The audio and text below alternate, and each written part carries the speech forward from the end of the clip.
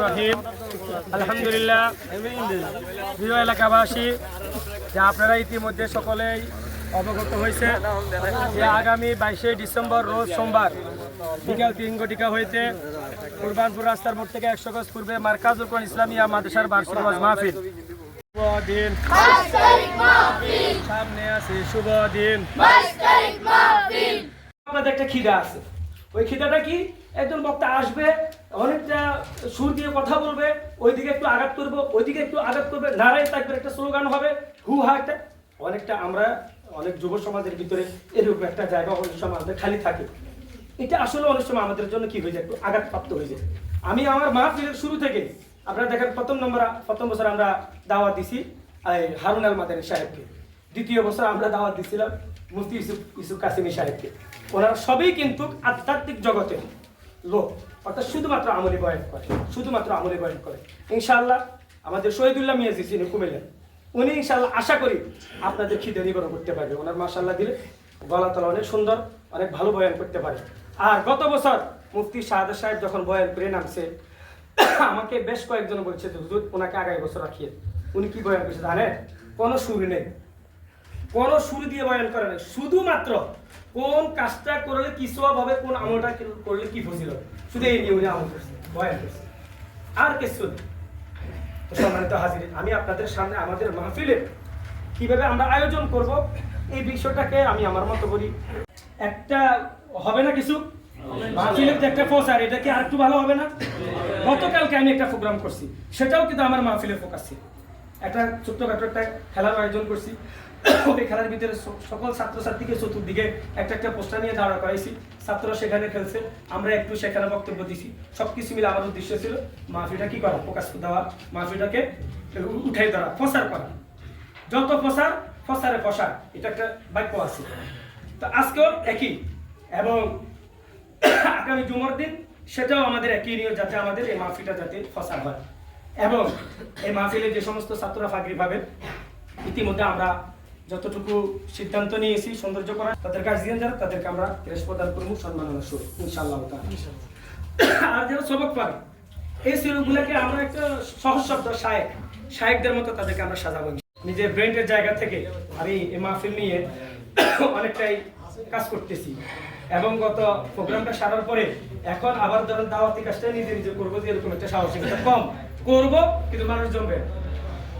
ঠিক আছে না ভাইয়া? যেহেতু আমি যুবকদেরকে এখানে চাইতেছি, এই জায়গা থেকে আমি এই 4-5 জন যুবক ভাইদের সাথে আলোচনা করার পর আমি বললাম যে আপনারা যদি সাহস দেন, আপনারা যদি দায়িত্ব নেন, দাওয়াত দিবেন, আমি ইনশাআল্লাহ চেষ্টা করবো কি করা যায়। বাবলু ভাই আমাকে বললে যে ঠিক আছে, আপনি যদি আপনার যতটুকু প্রস্তুতি নেওয়ার নেন, ইনশাআল্লাহ আমরা দেখতেছি। ফারুক ভাই আছে, সুমন ভাই আছে, দাউদ ভাই, আলহামদুলিল্লাহ অল্প সময়ের ভিতরে, কত সর্বোচ্চ 2-3 দিন নাকি এরকমই তো হবে, 2-3 দিনের ভিতরে আলহামদুলিল্লাহ এই পর্যায়ে আমাদের একটা প্রোগ্রাম মাহফিলটা কিভাবে সাজানো যায়, পরামর্শ সভা তো আমার হয়ে গেছে। কিন্তু আলহামদুলিল্লাহ ওখানে গত বৈঠকে আমি দৃশ্য দেখার পরে যুবক ভাইদের উপস্থিতি কম দেখছি, আবার আমার পক্ষ থেকে যে দাওয়াত, একটা দাওয়াত, এই বিষয়টাও দুর্বলতা ছিল। তা আমি অনেক কিছু চিনি, এটা আপনাদেরকে স্বীকার করতে হবে। হয়তো দেখা হয় তো অনেকটা হাত মোছাবা বা অনেকটা আন্তরিকতা, অনেকটা আয়োজন করা, এটা কিন্তু একটা গুরুত্বপূর্ণ বিষয়। আর এই মাহফিল যদি করতে হয়, তাহলে আমাদেরকে আয়োজনটাও সেভাবে নিতে হয়। আমি বিগত মাহফিলগুলো এখানে যারা আশপাশে যারা আছেন সেই জায়গা থেকে আমি বিগত 2 মাস আগ থেকে এই মাহফিলকে কিভাবে ফোকাস করা যায়, কিভাবে মাহফিলটাকে সৌন্দর্য করা যায়, এই নিয়ে আমার ব্যক্তিগতভাবে আমি আমার জায়গা থেকে একটা চিন্তা ভাবনা, যিনাদের সাথে সবসময় চলি ফিরি, বিশেষ করে মাদ্রাসার সামনে যিনারা থাকে, যুবক ভাইয়েরা সহ, ওলামায়ে কেরাম সহ, আস্তে আস্তে আস্তে আস্তে গড়াইতে গড়াইতে একদম মাহফিল সন্নিকটে 1 মাসের মাথায় চলে আসছে, যে মাহফিল আর 1 মাস পরে আছে। আমি আমার অযোগ্যতার মধ্যে দিয়ে যতই আমার যতটুকু আছে, আমার যোগ্যতা এর দিয়ে আমি আলহামদুলিল্লাহ অনেককেই দাওয়াত দিয়েছি। তার ভিতরে যুবক ভাইদের প্রতি দাওয়াতটা অনেকটা কম দিচ্ছে। তবে এখানে আমার একটা দিলে একটা কথা আছে, ওটা যদিও আমি পুরো সাজাইতে পারি না, দেখবেন আপনি কাজ করার ভিতরে কাজ সাজিয়ে আসে, কাজ করতে করতে কাজ অটোমেটিক সাজানো হয়ে যায়। আমার দিলে আছে সবাইকে নিয়ে প্রোগ্রাম করবো, কিন্তু এটাকে সাজানোর ভিতরে আমার হয়তো বা কোনো একটা জায়গায় একটু দুর্বলতা ছিল, যার দরুন কি হয়েছে 6 ডিসেম্বর আমরা অনেক, এখন হলো 2025 সাল। আজকের যে মূল আলোচনাটা, যে কথাগুলো আজকে আমরা আলোচনা করার জন্য বসছি, আমি মূল আলোচনাতে চলে এসেছি আগুসা কথার মধ্য দিয়ে। আপনাদের আলহামদুলিল্লাহ অনেকের ব্যস্ততা আছে, এই জন্য কথা দীর্ঘায়িত করবো না, আর এত কথা গুছাই গেছে বলার মতো আমার যোগ্যতাও নাই। তো আলহামদুলিল্লাহ আমরা এই বছর 2025 সালে 22 ডিসেম্বর এই মাহফিলটা মোটামুটি আরো 4-5 মাস আগেই আমরা একটা নিজেদের ভিতরে আমরা একটা ধারণা নিয়ে আস্তে আস্তে আগাইতেছি। পরবর্তীতে স্থানীয় ওলামা ইকরামরা 4-5 বছর আমাদের প্রতিষ্ঠান এখানে প্রায় 2019 সাল থেকেই এখানে আমাদের প্রতিষ্ঠান চলতেছে। আমরা ছোটখাটো অনুষ্ঠান আলহামদুলিল্লাহ আমাদের বছরে 2-4-5 বার হয়।